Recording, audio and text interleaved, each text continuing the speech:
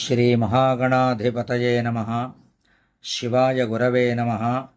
శ్రీవిష్ణురూపాయ నమః శివాయ. శ్రీబాలాత్రిపురసుందరీ సమేత మేధాదక్షిణామూర్తయే నమః. 18/8/2024 ఆదివారం వారఫలాలని తెలియజేస్తున్నాను. ముందుగా తిథివార నక్షత్ర యోగ కరణములు వర్జ దుర్ముహూర్తములను తెలియజేస్తున్నాను. తిథి చతుర్దశి తిథి రాత్రి 2:33 వరకు ఉన్నది. వారము భానువారము. నక్షత్రము ఉత్తరాషాఢ నక్షత్రం ఉదయం 9:54 వరకు ఉన్నది. యోగం ఆయుష్మాన్ యోగం ఉదయం 8:23 వరకు ఉన్నది. కరణం గరజికరణం పగలు 3:18 వరకు ఉన్నది. వర్జం పగలు 1:46 ప్రారంభమై 3:19 వరకు వర్జము ఉన్నది. దుర్ముహూర్తం సాయంత్రం 4:40 ప్రారంభమై 5:30 వరకు దుర్ముహూర్తము ఉన్నది. ఇది తిథివార నక్షత్ర యోగ కరణముల యొక్క వివరములు. అనంతరం ద్వాదశ రాశుల యొక్క ఫలములు, వాటి స్థితి, చేసుకోవాల్సినటువంటి నామ జపములు, పరిహారములు, వార నియమములు చెప్పుచున్నాను. మేషరాశి వారికి వ్యయమందు రాహువు స్థితి పొంది ఉన్నందున ఖర్చులు అధికముగా ఉండును. చిన్నపాటి ఇబ్బందులు కనిపిస్తూ ఉండును. ద్రవ్యము అపహరింపబడేటువంటి అవకాశం కూడా ఉన్నది. కాబట్టి మేషరాశివారు ఓం మాషప్రియాయ నమః అనేటువంటి నామాన్ని 27 సార్లు జపం చేస్తూ దుర్గా అమ్మవారిని దర్శించడం చాలా యోగ్యప్రదం. అనంతరం వృషభ రాశి వారికి జన్మమందు గురుడు, అలాగే రాశియందు కుజుడు స్థితి పొంది ఉన్నారు. కాబట్టి ఈ రాశివారు ఆరోగ్యం జాగ్రత్తగా చూసుకుంటూ ఉండడం, అలాగే రుణబాధలు, శత్రుబాధలు లేకుండా చూసుకోవడం, అదేవిధంగా అధికారులతోటి జాగ్రత్తగా ఉండడం అవసరం. అలాగే ఈ రాశివారు గురుకుజులు రాశియందు ఉన్నందున అన్ని విధములుగా కూడా జాగ్రత్త వహించడం వీరికి మంచిది. ఈ రాశివారు మొట్టమొదట ఓం మహీసుతాయ నమః అనేటువంటి నామాన్ని 27 సార్లు జపించడం, అలాగే ఓం జీవాయ నమః అనేటువంటి నామాన్ని 27 సార్లు జపించడం, మంగళవార గురువార నియమాన్ని పాటించడం చేత అన్ని విధములుగాను యోగ్యప్రదంగా ఉంటుంది. అలాగే సుబ్రహ్మణ్య ఆరాధన, మేధాదక్షిణామూర్తి ఆరాధన చెయ్యడం వల్ల వీరికి అన్ని విధాల బాగుగా ఉంటుంది.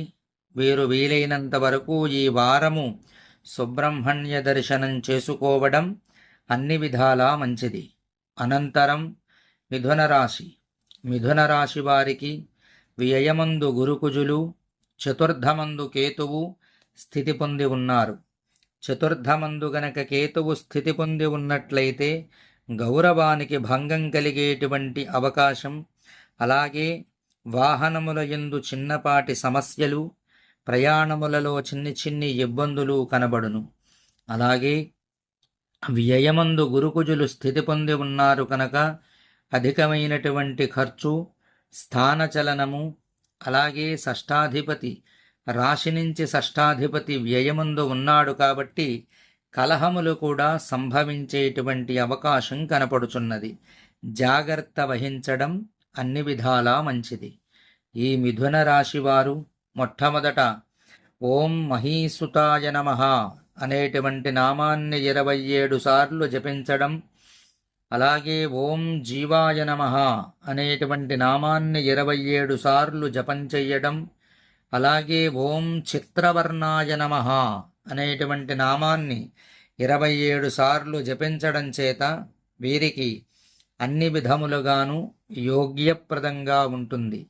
అలాగే శివాలయానికి వెళ్ళి 11 ప్రదక్షిణలు చేసి శివదర్శనాన్ని, సుబ్రహ్మణ్య దర్శనాన్ని, గణపతి దర్శనాన్ని చేసుకోవడం అన్ని విధాలా కూడా వీరికి యోగ్యప్రదం. అదేవిధంగా ఈ రాశివారు మంగళవార గురువార నియమాన్ని పాటించడం, ఈ రాశివారు గురువారం రోజున రావి చెట్టు వద్దకు వెళ్ళి యథావిధిగా అర్చించి కొద్దిపాటి జలం ఆ రావి చెట్టు మొదట్లో విడిచిపెట్టి రావడం చేత వీరికి ఉపశమనం కలుగుతుంది. అనంతరం కర్కాటక రాశి. కర్కాటక రాశి వారికి అష్టమమందు శని స్థితి పొంది ఉన్నాడు. శని ఆయుర్దాయకారకుడు కాబట్టి వీరికి కొద్దిపాటి భయం ఉండును.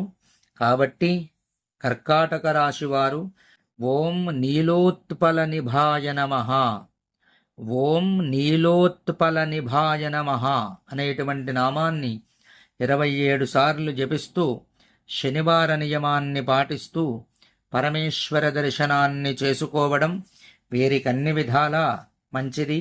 శనివారం రోజున అమ్మవారి ఆలయంలో ఉన్నటువంటి శమీవృక్షం అంటే జమ్మి చెట్టుని సేవించడం, కొద్దిపాటి జలం ఆ జమ్మి చెట్టు మొదట్లో విడిచిపెట్టడం చేత ఈ రాశి వారికి అన్ని విధాలా యోగ్యప్రదంగా ఉంటుంది. అనంతరం సింహరాశి. సింహరాశి వారికి అష్టమమందు రాహువు స్థితి పొంది ఉన్నాడు కనుక అష్టమ రాహువు వల్ల అనేక విధములైనటువంటి సమస్యలు కలిగేటువంటి అవకాశం ఉన్నది. కాబట్టి ఈ రాశివారు ఓం మాషప్రియాయ నమః, ఓం మాషప్రియాయ నమః అనేటువంటి నామాన్ని 27 సార్లు జపించడం, అలాగే దుర్గా అమ్మవారిని దర్శించడం చేత సింహరాశి వారికి అన్ని విధాల బాగుగా ఉంటుంది. అనంతరం కన్యారాశి. కన్యారాశి వారికి జన్మమందు కేతువు స్థితి పొంది ఉన్నాడు కనుక ఈ జన్మమందు కేతువు స్థితి పొంది ఉండడం చేత ఆరోగ్య సమస్యలు ఏమీ లేనప్పటికీ కూడా ఏదో విధమైనటువంటి శారీరక బాధ ఉందేమో అనేటువంటి భావన, కొద్దిపాటి నలత కనిపిస్తూ ఉంటుంది. కంగారు పడాల్సినటువంటి అవసరం ఏమీయూ కూడా లేదు. ఈ రాశివారు గణపతిని స్మరించడం చేత ఆ ఇబ్బంది తొలగుతుంది. అనంతరం తులారాశి. తులారాశి వారికి అష్టమమందు గురుకుజులు, వ్యయమందు కేతువు స్థితి పొంది ఉన్నారు కనుక వీరు ధన వ్యవహారముల యందు జాగ్రత్త వహించడం, కుటుంబము యందు జాగ్రత్తగా ఉండడం, మాట్లాడే మాటలు జాగ్రత్తగా మాట్లాడడం, అలాగే రుణ సంబంధమైనటువంటి విషయముల యందు జాగ్రత్తగా ఉండడం అన్ని విధాలా మంచిది.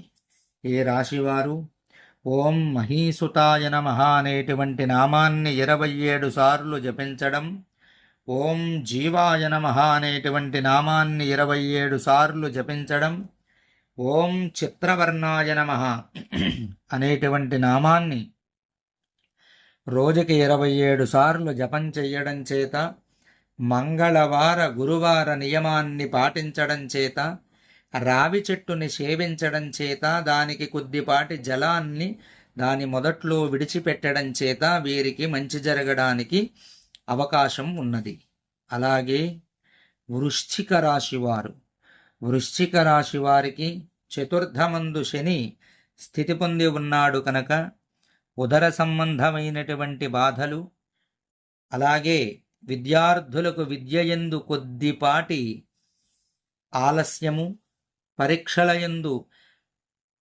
పరీక్షలు రాస్తున్నటువంటి విద్యార్థులకి కూడా కొద్దిపాటి బద్ధకము ఉండేటువంటి అవకాశం ఉన్నది.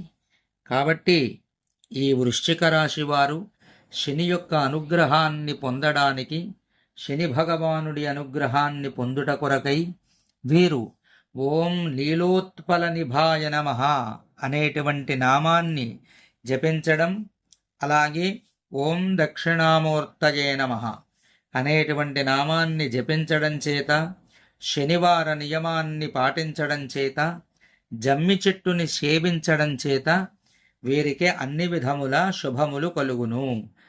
అలాగే ధనురాశి, ధనురాశి వారికి చతుర్థమందు రాహువు స్థితి పొంది ఉన్నాడు. కాబట్టి గౌరవానికి నష్టము కలిగేటువంటి అవకాశము, మాతృ సంబంధమైనటువంటి విషయముల యందు జాగ్రత్త అవసరము. అలాగే భూ వ్యవహారముల యందు, వాహన వ్యవహారముల యందు జాగ్రత్త చాలా అవసరము. ఈ ధనురాశి వారు ఓం మాషప్రియాయ నమః అనేటువంటి నామాన్ని జపించడం, దుర్గా అమ్మవారిని స్మరించడం, దుర్గా అమ్మవారిని దర్శించడం చేత ఈ రాశివారికి మంచి జరుగుతుంది. అనంతరం మకర రాశి, మకర రాశి వారికి ప్రస్తుతం ద్వితీయమందు శని సంచారం జరుగుచున్నది. అలాగే అష్టమమందు రవి స్థితి పొంది ఉన్నాడు కనుక ఉద్యోగులు అధికారులతోటి జాగ్రత్తగా ఉండడం, వ్యాపారం చేసుకునేటువంటి వారు జనంతోటి జాగ్రత్తగా ఉండడం అన్ని విధాలా మంచిది. ద్వితీయమందు శని ఉన్నాడు కనుక కుటుంబ విషయముల యందు జాగ్రత్త పాటించడం, మాట్లాడే సమయంలో జాగ్రత్తగా మాట్లాడుతూ ఉండడం, ధన వ్యవహారముల యందు జాగ్రత్తగా ఉండడం మంచిది. ఈ రాశివారు మొట్టమొదట ఓం నీలోత్పలనిభాయ నమః అనేటువంటి నామాన్ని రోజుకి 27 సార్లు చేస్తూ ఓం భాస్కరాయ నమః అనేటువంటి నామాన్ని 27 సార్లు జపించడం చేత వీరికి అన్ని విధాల యోగ్యప్రదంగా ఉంటుంది. శనివార నియమాన్ని పాటించడం చేత అన్ని విధాలా బాగుగా ఉంటుంది. అలాగే జమ్మి చెట్టుని సేవించడం చేత వీరికి మంచి జరుగుతుంది. అనంతరం కుంభరాశి, కుంభరాశి వారికి జన్మమందు శని, చతుర్థమందు గురుకుజులు, అష్టమమందు కేతువు స్థితి పొంది ఉన్నారు. జన్మమందు శని ఉన్నాడు కనుక ఆరోగ్య విషయముల యందు చాలా జాగ్రత్తగా ఉండడం అన్ని విధాలా మంచిది.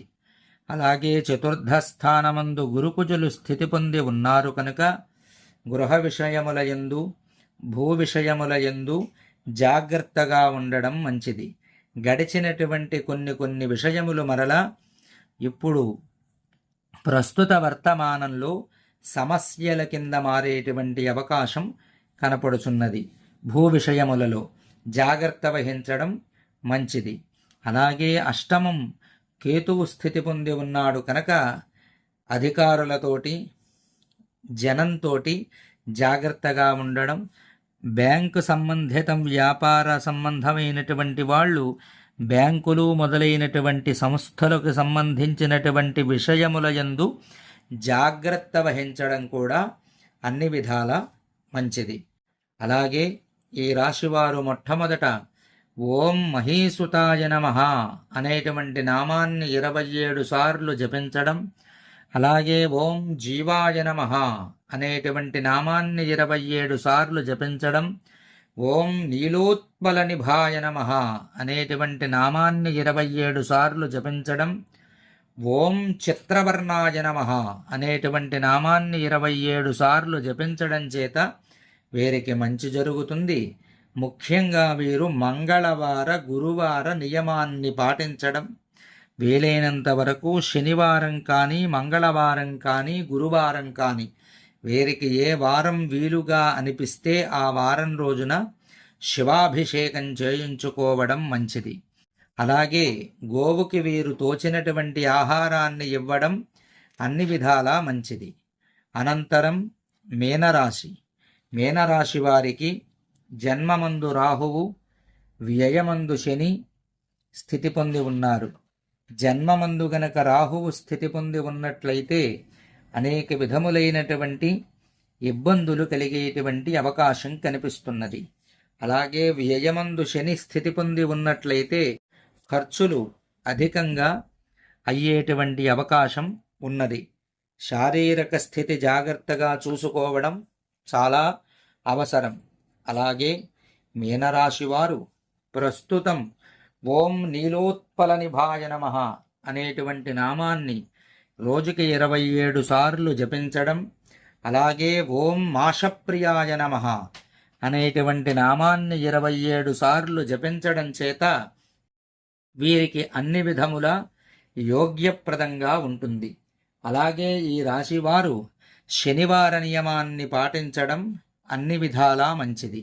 అలాగే ఈ రాశివారు జమ్మి చెట్టుకి ఒక 11 ప్రదక్షిణలు చేసి దాని మొదట్లో జలాన్ని విడిచిపెట్టడం చేత వీరికి మంచి జరుగుతుంది. ఇవి 12 రాశుల యొక్క ఫలములు. వీటి యొక్క ఫలితములు తెలియజేశాను.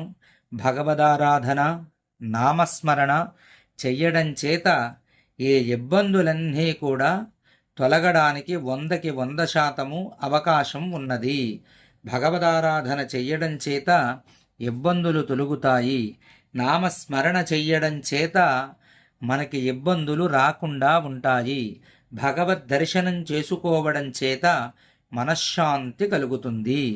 ఇవన్నీ కూడా మీరు ఆచరించడం చేత మీకు అన్ని విధాల యోగ్యప్రదంగా ఉంటుంది. ఇప్పుడు ఈ వార ఫలములు పూర్తయిన తరువాత మీకు ఆశీర్వచనం చేసి తర్వాత సెలవు తీసుకుంటాను. ఓం శతంజీవ శరదో వర్ధమానజిత్యపి నిగమో భవతి శతమితి శతం దీర్ఘమాయురుమరుతజేనా వర్ధయంతి శతమేనమేవ శతాత్మానం భవతి శతమనంతం భవతి శతమైశ్వర్యం భవతి శతమితి శతం దీర్ఘమాయుః. ఆయుర్దాగ్నే హవిషో జుషాణో ఘృతం ప్రతేకో ఘృతయో నిరేధి ఘృతం భేత్వా మధుచారుగమ్యం పితేవ పుత్రమభిరక్షతాధిమం.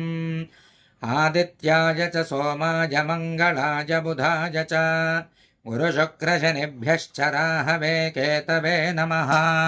శతమానం భవతి శతాయః పురుషः శతేంద్రియ ఆయుష్యేవేంద్రియే ప్రతిష్టతి. సర్వే జనాః సుఖినో భవంతు, సమస్త సన్మంగళాని భవంతు. సర్వేషాం యజమానానాం సపుత్రకానాం సపుత్రికానాం సభ్రాతృకానాం సబాంధవానాం సపరివారానాం ఆయురారోగ్య ఐశ్వర్యాభివృద్ధిరస్తు.